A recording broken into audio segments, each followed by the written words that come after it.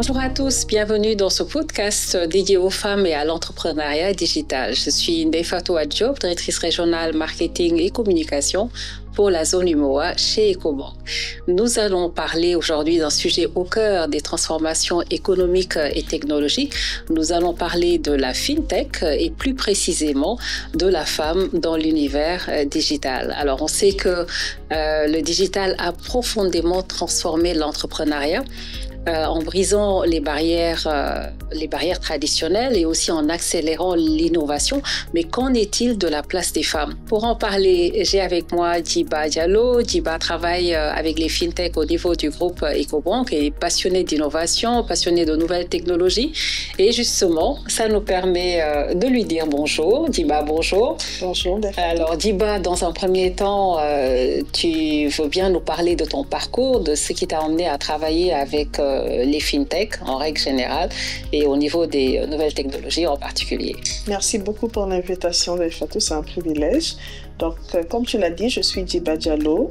Je m'occupe des FinTech au niveau du groupe Ecobank. Comment est-ce que j'en suis arrivée là? J'ai d'abord commencé par avoir une formation dans le domaine de la technologie et de l'informatique. Donc, j'ai un diplôme d'ingénieur informatique. J'ai eu aussi à avoir une expérience dans le domaine de l'aéronautique pendant quelques années, donc très proche des avions. J'ai même eu à apprendre à piloter. Et ensuite, j'ai travaillé dans plusieurs entreprises dans le domaine de la technologie, dont une entreprise américaine qui est assez connue aujourd'hui mondialement, où j'avais en charge d'identifier et de supporter les startups les plus prometteuses sur le continent. Donc c'est après cette expérience que j'ai eu à rejoindre Ecobank, où on m'a confié comme mission de mettre en place un département qui serait chargé de favoriser les partenariats entre la banque Ecobank et les FinTech en Afrique. Merci beaucoup Djiba pour cette présentation. Alors déjà, aujourd'hui, quand on pense FinTech, on se dit c'est une start-up agile par essence, disruptive, qui bouscule les codes. Qu'en est-il réellement au-delà de cette image? C'est exactement l'image. L'image reflète la réalité en réel, je voudrais dire.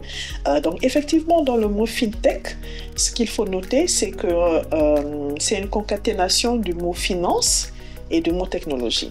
Donc comme tu l'as toi-même dit, les FinTech, ce sont des startups disruptives qui aujourd'hui utilisent la technologie pour permettre l'accès à des services financiers plus facilement. Donc, ce sont des entreprises qui sont très agiles, très innovantes et qui ont un fort impact sur le continent.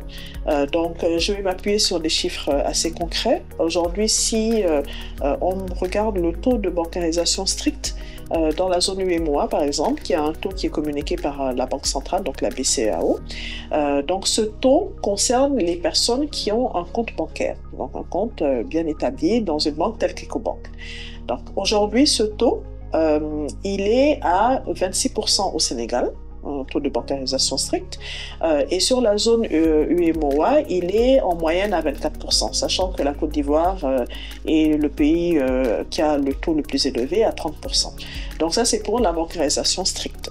Si maintenant on voit un autre élément de mesure qui est le taux de bancarisation élargi, qui cette fois prend en compte ce qu'on appelle les porte-monnaies électroniques, donc qui est assez commun aujourd'hui. Ce taux, il monte jusqu'à 80%. Ça veut dire que à partir de cet élément, on peut tout de suite conclure que les FinTech ont vraiment un impact en ce qui concerne l'inclusion financière sur le continent. Et ces FinTech, en fait, on les utilise tous les jours. Elles font vraiment partie de notre quotidien aujourd'hui. Un exemple qui est, on va dire, qu'on peut utiliser à l'échelle mondiale, c'est que lorsque vous faites un paiement en ligne, par exemple, si vous voulez acheter un billet d'avion ou un bien, et que vous voulez passer au paiement avec votre carte bancaire, en tant qu'utilisateur, ce service il est transparent pour vous, mais ce qu'il faut savoir, c'est qu'en réalité, c'est une FinTech derrière qui a développé ce service-là pour vous permettre de faire ce paiement en ligne. Donc aujourd'hui, c'est dans nos habitudes, en tout cas de beaucoup de personnes qui ont des cartes bancaires aujourd'hui, de faire des paiements en ligne, et ça, c'est grâce au FinTech. Mais comme je l'ai mentionné tout à l'heure, le cadre le plus commun d'utilisation des services des fintech aujourd'hui en Afrique subsaharienne, en tout cas, c'est justement avec les portefeuilles électroniques dont je parlais plus tôt, qui permettent aujourd'hui à toute personne qui a un téléphone portable avec un numéro associé, de pouvoir avoir un porte-monnaie digital qui lui permet de faire des envois d'argent, de recevoir de l'argent, de faire des paiements, ou en tout cas d'accéder à des services financiers grâce à la digitalisation. Donc c'est à ce point que les fintechs sont importantes dans l'écosystème aujourd'hui et ont vraiment un fort impact dans notre vie de tous les jours. Et effectivement, ça nous offre même, en tant que client, une certaine commodité par rapport à tout ce qui est instrument financier. Ça, c'est clair. Merci, Djiba. Dans la littérature que j'ai pu consulter, j'ai pu voir que c'est un monde quand même à dominance masculine, mais j'imagine quand même qu'il y a eu des évolutions au fur et à mesure des années. Qu'en est-il aujourd'hui de la place de la femme dans cet univers? Alors, tu as parfaitement raison. Le domaine de la technologie, et ça, ce n'est pas seulement en Afrique, de façon globale, il est assez dominé par les hommes. Aujourd'hui, si on regarde les entreprises technologiques qui sont les plus performantes, elles sont toutes dirigées par des hommes. Dans le domaine de la start-up, qui est un domaine justement à forte orientation technologique et dans le sens de l'innovation, on peut effectivement s'attendre à ce qu'il y ait plus de femmes qui soient acteurs dans ce domaine. Malheureusement, ce n'est pas encore le cas. En tout cas, on n'est pas au niveau qu'on souhaiterait. Alors, une fois de plus, je vais m'appuyer sur des chiffres. Si on prend le montant total qui a été levé par les startups, en général en Afrique, en 2024. Donc, en 2024, on a eu plus de 833 startups qui ont au total levé près de 2,2 milliards de dollars. Et parmi ces startups, il n'y en a que 5% qui ont été cofondées par un homme et une femme. Que 5%. Donc un pourcentage vraiment très très bas. Si on va plus loin, si on regarde les startups qui ont été uniquement fondées par une femme et qui ont levé des fonds, une femme ou des femmes, et qui ont levé des fonds, on est entre 1 et 2%. Donc un pourcentage presque négligeable. Donc il y a un vrai problème à ce niveau-là. Comme tu le dis, on s'attendrait à ce qu'il y ait plus de femmes actives et leaders dans le domaine de l'innovation, de la start-up et de la fintech. Mais pour le moment, les femmes ne sont pas assez représentées dans ce domaine-là, malheureusement. Alors, selon toi, quels peuvent être les freins? Donc, on a certainement identifié des freins, mais on a certainement aussi identifié des leviers qui peuvent aujourd'hui changer la donne. Est-ce qu'il y a des initiatives qui ont abouti? Comment ça a pu aider, en tout cas, à transcender cet état de fait? Oui, c'est vrai qu'il y a beaucoup de freins, effectivement. Même si je prends le cas du Sénégal, où on a à peu près 30 fintech, et il n'y en a que 4 qui sont soit cofondées par une femme, soit dirigées par des femmes en tout cas. Oui, il y a de véritables freins. Le premier, moi, en tout cas, que je perçois, c'est le fait, la première barrière, qui est celle de la formation. Donc aujourd'hui, on a très peu de femmes et de jeunes filles qui embrassent des formations dans le domaine de la technologie et de l'innovation ou de façon générale les fameuses STEM, donc sciences, technologies, ingénierie et mathématiques. En Afrique, les femmes ne représentent que 30% dans cette filière-là. Donc c'est normal qu'en bout de chaîne, qu'on retrouve moins de femmes, en tout cas, qui ont terminé leur formation et qui sont diplômées dans ce domaine-là. Et comme aujourd'hui, les startups, à 80% sont fondées par des personnes qui ont une formation scientifique. Donc forcément, s'il y a moins de femmes dans ces domaines-là, il y aura moins de femmes qui seront chefs d'entreprise, en tout cas dans le domaine des startups. Donc ça, c'est un premier levier, vraiment encourager les jeunes filles et les femmes à plus s'intéresser à la chose scientifique pour pouvoir optimiser leurs chances plus tard de pouvoir être actives ou être leader dans ce domaine-là. L'autre élément bloquant, j'en ai parlé plus tôt, c'est l'accès à l'investissement, en fait, l'accès aux fonds. Le pourcentage dont j'ai parlé tout à l'heure, c'est une réalité en Afrique, mais ce sont vraiment des pourcentages qui doivent changer. heureusement, il y a des activités ou des initiatives pour corriger cette trajectoire-là. Des initiatives telles que, par exemple, le Women Investment Club, qui est une association d'hommes et de femmes qui ont décidé de se mettre ensemble pour supporter les femmes, leur permettre l'accès à l'investissement, leur permettre l'accès à des réseaux, à des systèmes de coaching, de formation, pour vraiment les encourager et accélérer les croissances de leurs entreprises. Donc ça, c'est vraiment dans la sous-région, mais à l'échelle continentale, on a de plus en plus d'initiatives telles que She Wins Africa, Tech for Her Africa, qui sont des initiatives qui ont deux objectifs. Le premier, comme je l'ai dit plus tôt, qui est d'encourager l'intéressement aux jeunes filles et aux femmes à tout ce qui est science, tout ce qui est formation scientifique, mais aussi leur permettre d'accéder plus facilement au financement pour pouvoir établir leur entreprise et accélérer leur croissance. Diba, tu as pu voir tout dernièrement que Ecobank a lancé aussi le programme Élevé.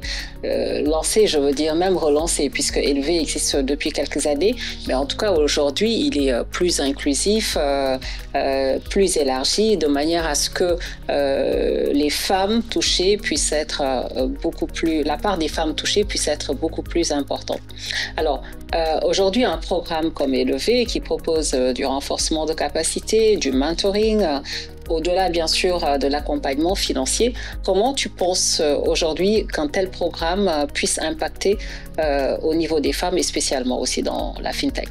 Alors déjà, j'aimerais dire que c'est un programme pour lequel moi personnellement je suis très fière et je pense que tous les banquiers sont fiers de ce programme parce qu'il est assez unique et il montre, en tout cas, il affirme la volonté de la banque de vraiment se positionner comme la banque qui accompagne et qui soutient les femmes dans l'entrepreneuriat en Afrique, sachant que le domaine de l'entrepreneuriat, c'est un domaine extrêmement important sur le continent parce que c'est celui qui permet vraiment de créer de la valeur, de créer des emplois, ce qui est très très très important et qui est très demandé aujourd'hui. On a un vrai besoin de création de richesse et d'emplois. Donc vraiment un programme dont on peut être fier, à promouvoir. Et ce qui me rend d'autant plus fière, c'est que Ecobank s'engage de plus en plus d'année en année. Comme tu l'as dit toi-même, c'est un programme qui existe depuis longtemps, Élevé. Mais chaque année, on innove plus, on s'engage plus, on fait plus. On va dans plus de pays, on rencontre beaucoup plus de femmes. J'ai eu le plaisir de voir beaucoup d'activités à la fois au bureau de Dakar et dans d'autres bureaux de la sous-région où vraiment Ecobank a ouvert les portes aux femmes pour pouvoir les écouter déjà dans un premier temps, prendre en compte leurs recommandations pour pouvoir s'améliorer. Donc un programme dont nous devons vraiment être fiers et aujourd'hui moi j'ai envie d'encourager toutes les femmes. Aujourd'hui dans le domaine spécialement dans lequel j'interviens, donc celui de la science, de la technologie, de l'innovation. Donc toutes les femmes qui sont entrepreneurs dans le domaine de la start-up et qui ont besoin d'accompagnement, je les invite à se rapprocher des équipes d'Ecobank pour voir comment constater tout ce que nous mettons à leur disposition pour pouvoir les accompagner dans l'entrepreneuriat dans lequel elles se sont lancées. Absolument, absolument. Alors, parlons maintenant banque et FinTech. Alors, on a observé une évolution de la relation. Dans un premier temps, en tout cas, il y en a beaucoup qui étaient fixés sur l'idée de compétition, mais nous sommes bien placés pour voir que nous sommes beaucoup plus dans une optique de complémentarité. Aujourd'hui, comment une banque telle qu'Ecobank accompagne une FinTech en règle générale, que ce soit aussi bien au niveau technologique qu'au niveau accompagnement en règle générale? Alors déjà, je veux reprendre le mot que tu as utilisé, qui est celui de la complémentarité. Je pense qu'il résume vraiment l'esprit d'Ecobank en ce qui concerne l'écosystème des startups et des FinTech.